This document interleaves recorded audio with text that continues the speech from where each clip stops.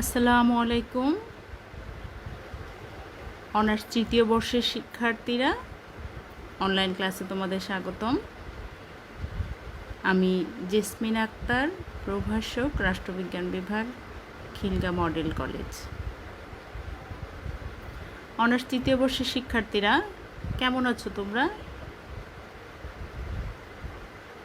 আশা করি মহান আল্লাহ তাআলার অশেষ রহমতে ভালো আছো। আমি আল্লাহ তাআলার অশেষ রহমতে ভালো আছি। আসলে আমরা এভাবে অনলাইনে ক্লাস নিচ্ছি, আসলে খুব একটা ভালো লাগে না এইভাবে ক্লাস নিতে। তোমাদেরকে খুব বেশি মিস করি।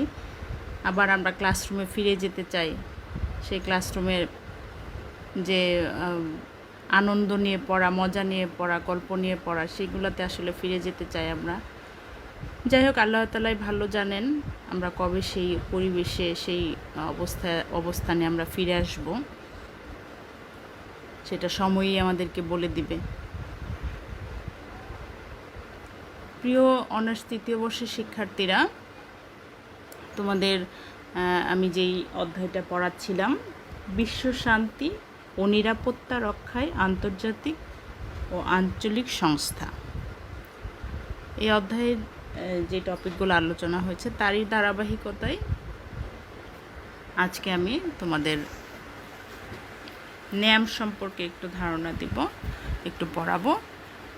তো আমি আশা করি তোমরা মনোযোগ সহকারে ক্লাসটা করবে।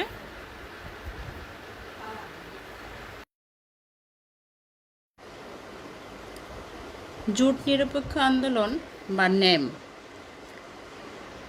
এটা আসলে সূচনা হয়েছিল 1955 সালে। 1955 সালে এটা সূচনা হয়েছিল। এটা আসলে দ্বিতীয় বিশ্বযুদ্ধের পর এশিয়া, আফ্রিকা ও ল্যাটিন আমেরিকার বিভিন্ন দেশ থেকে যখন ব্রিটিশ, ফরাসি, ওলন্দাজ, পর্তুগিজ উপনিবেশের পতন ঘটে, তখন ওইসব দেশ আন্তর্জাতিক রাজনীতিতে তৃতীয় বিশ্ব হিসেবে আত্মপ্রকাশ করে। ওই সময় সমাজতান্ত্রিক সোভিয়েত ইউনিয়ন এবং পুঁজিবাদী মার্কিন যুক্তরাষ্ট্রের নেতৃত্বে গোটা বিশ্ব দুটি শিবিরে বিভক্ত হয়ে পড়ে এবং দেশ দুটি ঠান্ডা যুদ্ধ বা স্নায়ুযুদ্ধ আমরা যেটা বলি সেটাতে জড়িয়ে পড়ে। সমগ্র বিশ্ব দুইটা ভাগে মূলত জড়িয়ে পড়ে। সদ্য উপনিবেশ শাসন থেকে মুক্তিপ্রাপ্ত তৃতীয় বিশ্বের দেশসমূহের পক্ষে কোনো একটি বিশেষ শিবিরে যোগ দেওয়া সম্ভব ছিল না। ফলে তারা গড়ে তোলেন জোট নিরপেক্ষ আন্দোলন বা ন্যাম।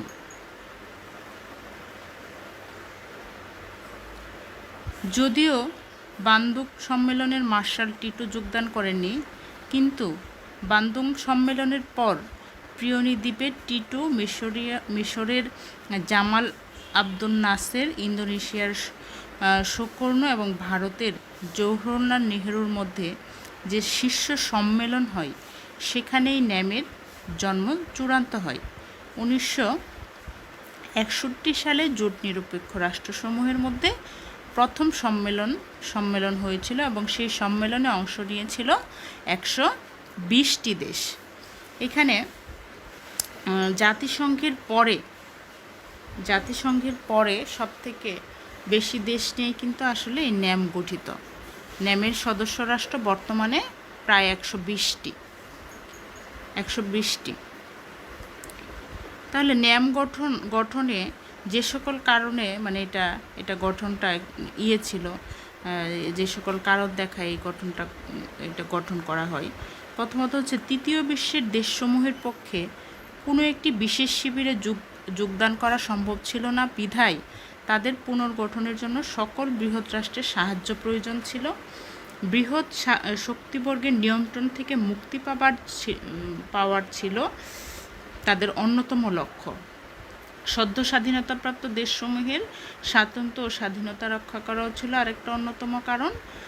স্নায়ুযুদ্ধে যোগদান থেকে নিজেদের রক্ষা করা, সদ্য স্বাধীনতাপ্রাপ্ত দেশগুলোতে জাতীয়তাবাদী ধারণার বিকাশ সাধন করা। তারপর ছিল সদ্য স্বাধীনতাপ্রাপ্ত দেশসমূহে দ্রুত অর্থনৈতিক উন্নয়ন কিভাবে সাধন করা যায়, নৈতিক ও সাংস্কৃতিক কারণে এশিয়া ও আফ্রিকার অনেক দেশ জোট নিরপেক্ষ আন্দোলনের প্রতি সমর্থন জ্ঞাপন করে। মানে সার্বিকভাবেই তৃতীয় বিশ্বের রাষ্ট্রের কিভাবে উন্নয়ন করা যায় সেটাই মূলত এই ন্যামের মূলত সেটাই অর্থনৈতিক দিক হোক, স্নায়ুযুদ্ধের অবসান হোক বা স্নায়ুযুদ্ধে যোগদান, নিজেদের অবস্থানকে কিভাবে শক্তিশালী করা যায়, কিভাবে টিকে থাকা যায়, নৈতিক সাংস্কৃতিক দিক কিভাবে নিজেদেরটা ধরে রাখা যায়, এটাই মূলত ছিল ন্যামের মূল লক্ষ্য উদ্দেশ্য।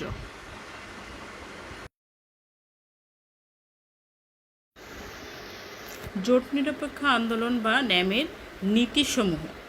এখানে 1954 সালের এপ্রিল মাসে ভারত এবং চীন সম্পর্ক নির্ধারণের ক্ষেত্রে 5টি নীতি গৃহীত হয়েছিল। এই 5টি নীতি পঞ্চশীলা নীতি নামেও পরিচিত। 1955 সালে জোট নিরপেক্ষতার ক্ষেত্রে এই পঞ্চশীলা নীতি গ্রহণ করা হয়। পঞ্চশীলা নীতিগুলো হলো, প্রথমত হচ্ছে শান্তিপূর্ণ সহাবস্থান। 2 নম্বর হচ্ছে ভূখণ্ড অখণ্ডতা এবং সার্বভৌমত্ব সম্পর্কে পারস্পরিক শ্রদ্ধা। ভূখণ্ড অখণ্ডতা ও সার্বভৌমত্ব সম্পর্কের পারস্পরিক শ্রদ্ধা। 3 নম্বর হচ্ছে অনাগ্রাসন। 4 হচ্ছে অন্যের অভ্যন্তরীণ ক্ষেত্রে হস্তক্ষেপ না করা। তারপরে হচ্ছে সমতা ও পারস্পরিক সুবিধা। যে সুষ্ঠু সুন্দরভাবে নিজেদের অবস্থান টিকিয়ে রাখার জন্য এই নীতিগুলা তখন গ্রহণ করা হয়েছিল।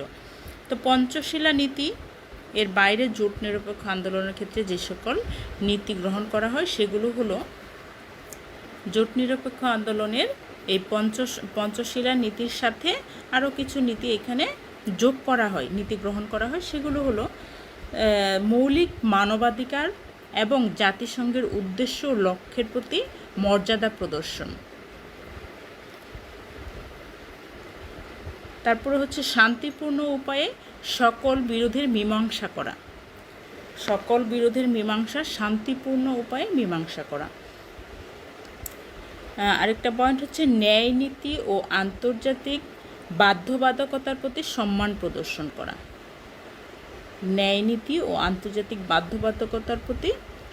প্রদর্শন করা। তাহলে উপরের আলোচনা হতে দেখা যায় যে জোট নিরপেক্ষ আন্দোলনের মূল নীতি হলো প্রধানত এই যে এতগুলা পঞ্চশীলা নীতি এবং তার সাথে আরও 3টা নীতি, তো এই 8টা নীতি মিলে মূল কথাটা হচ্ছে বিশ্ব শান্তি রক্ষা করা, আন্তর্জাতিক সহযোগিতা বৃদ্ধি করা, জাতীয় মুক্তি আন্দোলন জোরদার করা।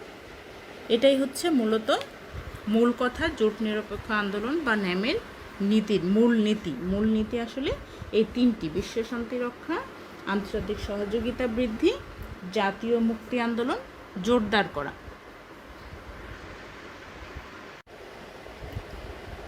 স্নায়ুযুদ্ধ পরবর্তী সময়ে জোট নিরপেক্ষ আন্দোলন বা ন্যামের গুরুত্ব বা প্রয়োজনীয়তা। তাহলে 1961 সালের পর বিশ্ব ব্যবস্থায় যে সকল পরিবর্তন এসেছে তার মধ্যে সমাজতান্ত্রিক শক্তির নেতৃত্বদানকারী সোভিয়েত ইউনিয়নের পতন উল্লেখযোগ্য। 61 সালের পরে যেসব পরিবর্তন হয়েছে তার মধ্যে সোভিয়েত ইউনিয়নের পতনটা হচ্ছে সবথেকে বেশি উল্লেখযোগ্য, যার ফলে স্নায়ুযুদ্ধের অবসান হয় এবং বিশ্ব একমেরুকেন্দ্রিকতার দিকে ধাবিত হতে থাকে। আর এই একমেরুকেন্দ্রিক বিশ্ব ব্যবস্থার নেতৃত্বে রয়েছে মার্কিন যুক্তরাষ্ট্র। দ্বিতীয় বিশ্বযুদ্ধের পর দ্বিমেরুকেন্দ্রিক ও ঠান্ডা যুদ্ধ, যেটাকে আমরা স্নায়ুযুদ্ধ বলে থাকি, স্নায়ুযুদ্ধ ভারাক্রান্ত আন্তর্জাতিক বিশ্বে একটি নিরপেক্ষ তৃতীয় ধারা সৃষ্টির উদ্দেশ্য গড়ে উঠেছিল জোট নিরপেক্ষ আন্দোলন বা ন্যাম। কিন্তু বর্তমানে বিশ্ব রাজনীতির প্রেক্ষাপটে পরিবর্তন এসেছে। দ্বিমেরুকেন্দ্রিক বিশ্ব রাজনীতির অন্যতম নেতৃত্বদানকারী শক্তি সোভিয়েত ইউনিয়নের পতনের মাধ্যমে স্নায়ুযুদ্ধের অবসান হয়েছে এবং জন্ম নিয়েছে মার্কিন যুক্তরাষ্ট্রের নেতৃত্বাধীন এক মেরুকেন্দ্রিক বিশ্ব ব্যবস্থা। এই এক মেরুকেন্দ্রিক বিশ্ব ব্যবস্থার বিশেষজ্ঞ মহল জোট নিরপেক্ষ আন্দোলন বা ন্যামের ভূমিকা বা প্রয়োজনীয়তা নিয়ে প্রশ্ন তুললেও বর্তমানে ন্যাম কেবলমাত্র কৌশলগত নয়, বরং তা বিকল্পহীন বাস্তবতাও। তাহলে বর্তমান বিশ্ব পরিস্থিতিতে যে সকল ক্ষেত্রে জোট নিরপেক্ষ আন্দোলন বা ন্যামের প্রয়োজনীয়তা রয়েছে তা আমরা এখন আলোচনা করব। প্রথমত হচ্ছে এক মেরুকেন্দ্রিক বিশ্ব ব্যবস্থার ভারসাম্য রক্ষা। এই যে এক মেরুকেন্দ্রিক বিশ্ব ব্যবস্থা হয়ে গেছে এবং এই এক মেরুকেন্দ্রিক হয়ে যাওয়ার কারণেই এই শক্তিশালী মার্কিন যুক্তরাষ্ট্র ছোট ছোট রাষ্ট্রগুলোর উপরে যেভাবে আধিপত্য বিস্তার করছে, এটা কিন্তু আসলে এটাকে থামানো না গেলে এটা কিন্তু আসলে অন্যদিকে ধাবিত হতে পারে। হ্যাঁ, বিগত শতাব্দীর 90-এর দশকে সোভিয়েত ইউনিয়নের পতনের পর স্নায়ুযুদ্ধের অবসান হলেও বিশ্বে নতুন নতুন সমস্যা, বহু অনিশ্চয়তা ও উত্তেজনার উদ্ভব হয়েছে, যার ফলে বিশ্বে দ্বন্দ্ব, সংঘাত ও অস্থিতিশীলতা বৃদ্ধি পেয়েছে। এমতাবস্থায় নেমের গুরুত্ব না কমে বরং বৃদ্ধি পেয়েছে। একবিংশ শতাব্দীর শুরুতে আন্তর্জাতিক সম্প্রদায় একটি ভারসাম্যপূর্ণ বিশ্বের সন্ধানে রয়েছে। একক পরাশক্তি হিসেবে মার্কিন যুক্তরাষ্ট্রের একক প্রভাব বিস্তার রোধ করতে, এমনকি বিকল্প শক্তি হিসেবে ন্যাম গুরুত্বপূর্ণ ভূমিকা রাখতে পারবে বলে আশাবাদ ব্যক্ত করা যায়। তারপর হচ্ছে অর্থনৈতিক মুক্তি। ন্যামের সদস্যভুক্ত অধিকাংশ রাষ্ট্রই দরিদ্র এবং অধিক জনসংখ্যা সমৃদ্ধ এবং প্রযুক্তিগতভাবে দুর্বল। ন্যামের বেশিরভাগ সদস্য রাষ্ট্রই তারা বহির্বিশ্বের তুলনায় একটু পিছিয়ে আছে। তাহলে অর্থনৈতিক সমৃদ্ধি অর্জন ব্যতীত এই সকল রাষ্ট্রের সার্বিক অবস্থার উন্নয়ন কিন্তু আসলে সম্ভব না। মূলে এই যে সব কিছু দরিদ্র, তারপরে শিক্ষা প্রযুক্তি, এই সব কিছুর পিছনে কি আছে? অর্থনৈতিক সমৃদ্ধি। অর্থনৈতিক সমৃদ্ধি আসলেই কিন্তু এগুলার অনেক সমস্যায় সমাধান হয়ে যাবে। জোট নিরপেক্ষ আন্দোলন বা ন্যামের অন্যতম উদ্দেশ্য ছিল অর্থনৈতিক মুক্তি অর্জন করা, কিন্তু বাস্তবে তা আসলে অর্জন হয়নি। 1990 সালে তৃতীয় বিশ্বের দেশগুলোতে মোট ঋণের পরিমাণ ছিল $1.28 ট্রিলিয়ন মার্কিন ডলার। সুদসহ ঋণ পরিশোধ বাবদ এ সকল দেশের ব্যয় হয় মোট রপ্তানি আয়ের প্রায় 30%। কিন্তু স্নায়ুযুদ্ধ পরবর্তীতে এই সকল দেশের ঋণ ও বৈদেশিক সাহায্য কমে এসেছে, যে কারণে অর্থনৈতিক মুক্তি বর্তমানে ন্যামভুক্ত দেশগুলোর জন্য অনেক বেশি গুরুত্বপূর্ণ বিধায় এই আন্দোলনের কোনো বিকল্প নেই। 3 হচ্ছে বাণিজ্য বাধা অপসারণ। বর্তমানে প্রচলিত মুক্তবাজার অর্থনীতির সাথে ভারসাম্য রক্ষা করা তৃতীয় বিশ্বের অধিকাংশ রাষ্ট্রের পক্ষেই অসম্ভব। আবার এই স্রোতের বিপরীতে অবস্থান করাও সম্ভব না। সোভিয়েত সমাজতন্ত্রের পতনের পর বিশ্বব্যাপী মুক্তবাজার অর্থনীতির বিকাশের ধারায় শিল্পোন্নত উন্নয়নশীল বিশ্বের মধ্যকার বৈষম্য দূর করার প্রচেষ্টা লক্ষ্য করা যাচ্ছে না, বরং ক্রমবর্ধমান বিভিন্ন বাণিজ্য বাধার কারণে তৃতীয় বিশ্বের দেশগুলোকে নানাবিধ সমস্যায় পড়তে হচ্ছে। আর এই সকল সমস্যা মোকাবেলা করার জন্য ন্যামের প্রয়োজনীয়তা অপরিসীম। 4 নম্বর পয়েন্ট হচ্ছে নয়া আন্তর্জাতিক অর্থনৈতিক ব্যবস্থা বাস্তবায়ন। 1973 সালে আলজিয়ার্স সম্মেলনের ন্যাম নয়া আন্তর্জাতিক অর্থনৈতিক ব্যবস্থা কর্মসূচি ঘোষণা করে, যার ভিত্তিতে সূচিত হয় উত্তর দক্ষিণ সংলাপ, যার মূল উদ্দেশ্য হলো উত্তরের সাথে দক্ষিণের বিদ্যমান অর্থনৈতিক যে বৈষম্য আছে সেটাকে কমায় আনা। কিন্তু উত্তরের অনমনীয় মনোভাব বা অসহযোগিতার অভাব এই কর্মসূচিকে সফল হতে দেয়নি, যে কারণে ন্যাম 1986 সালে সাউথ কমিশন গঠন করে। এই কমিশনের লক্ষ্য হলো দক্ষিণ দক্ষিণ সহযোগিতা বৃদ্ধি করা, কিন্তু উত্তর দক্ষিণের মধ্যে ব্যবধান হ্রাস না পাওয়ায় দক্ষিণ দক্ষিণ সহযোগিতাও এখনও অর্জিত হয়নি, যে কারণে এই লক্ষ্য অর্জনের জন্য ন্যামের টিকে থাকার প্রয়োজনীয়তা রয়েছে। 5 নম্বর পয়েন্ট হচ্ছে সন্ত্রাসবাদ নির্মূল গুরুত্ব। ন্যামের ত্রয়োদশ সম্মেলনের ঘোষণায় বলা হয়, স্নায়ুযুদ্ধ পরবর্তী বিশ্বে আন্তর্ঘাত এবং আধিপত্যের হুমকি বৃদ্ধির পাশাপাশি আন্তর্জাতিক সন্ত্রাসবাদ গুরুতর সমস্যা সৃষ্টি করেছে। ন্যামকে বহুজাতিক ধারণার মাধ্যমে এই সমস্যার সমাধান করতে হবে, যে কারণে ন্যামকে আরও শক্তিশালী ও কার্যকর হতে হবে। সন্ত্রাসবাদ নির্মূলকে দূর করার জন্য ন্যামকে আরও কার্যকরী ভূমিকা পালন করতে হবে। 7 হচ্ছে জাতিসংঘকে কার্যকর করা। জাতিসংঘের পর ন্যাম হচ্ছে সর্বাধিক সদস্য দেশ এবং জনসংখ্যা সংগঠন। বিশ্ব শান্তি ও নিরাপত্তার জন্য জাতিসংঘের বলিষ্ঠ ভূমিকা একান্ত প্রয়োজন হলেও এই বিশ্ব সংগঠনটি বর্তমানে অনেকটা বিতর্কিত হয়ে পড়েছে। জাতিসংঘকে ঢেলে সাজানোর ক্ষেত্রেও ন্যাম গুরুত্বপূর্ণ ভূমিকা পালন করতে পারে।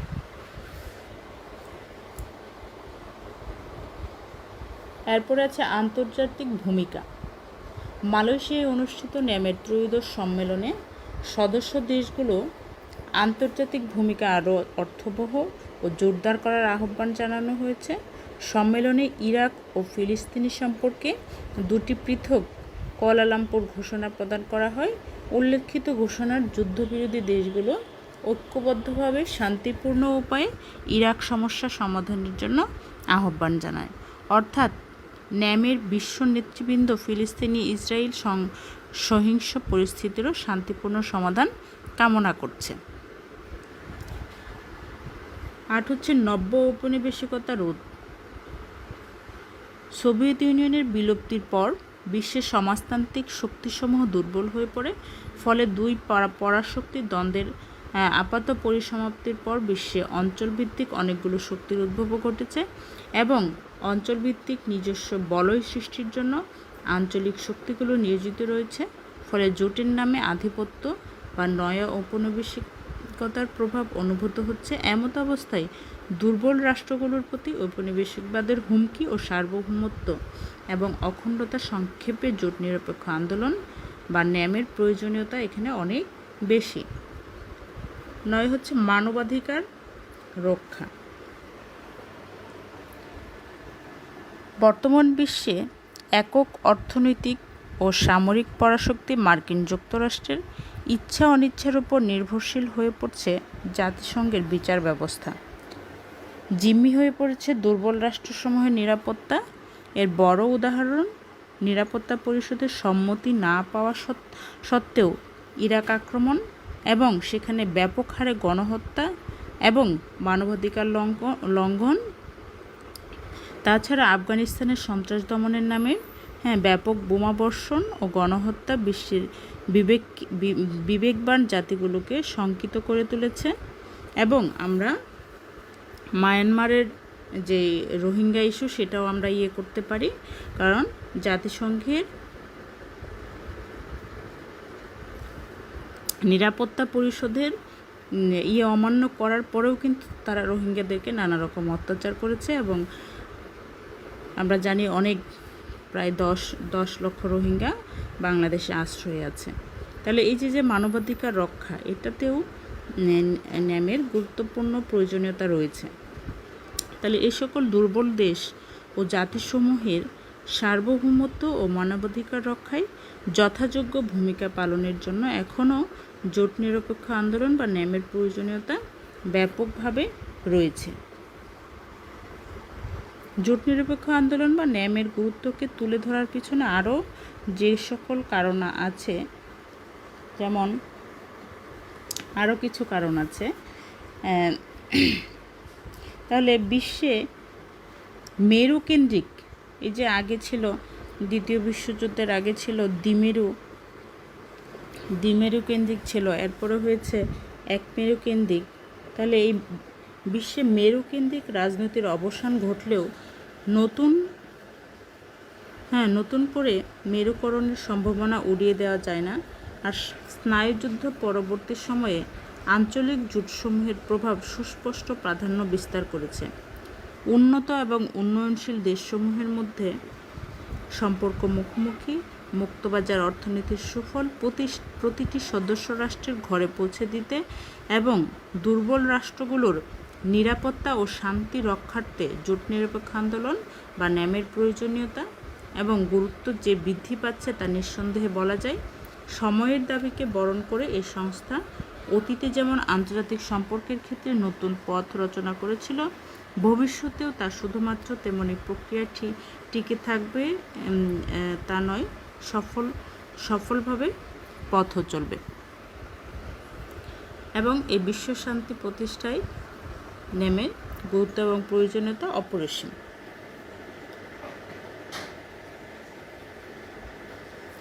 অনার্স তৃতীয় বর্ষের শিক্ষার্থীরা, তোমরা এই টপিকটা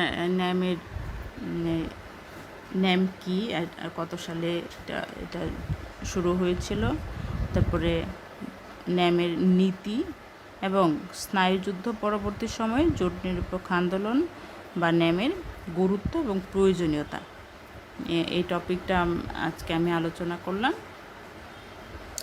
আশা করি তোমরা মনোযোগ সহকারে ক্লাসটি করবে এবং তোমরা ভালো থাকো, সুস্থ থাকো, নিরাপদে থাকো। তোমাদের মঙ্গল কামনা করে আমি এখানেই বিদায় নিচ্ছি। আল্লাহ হাফেজ।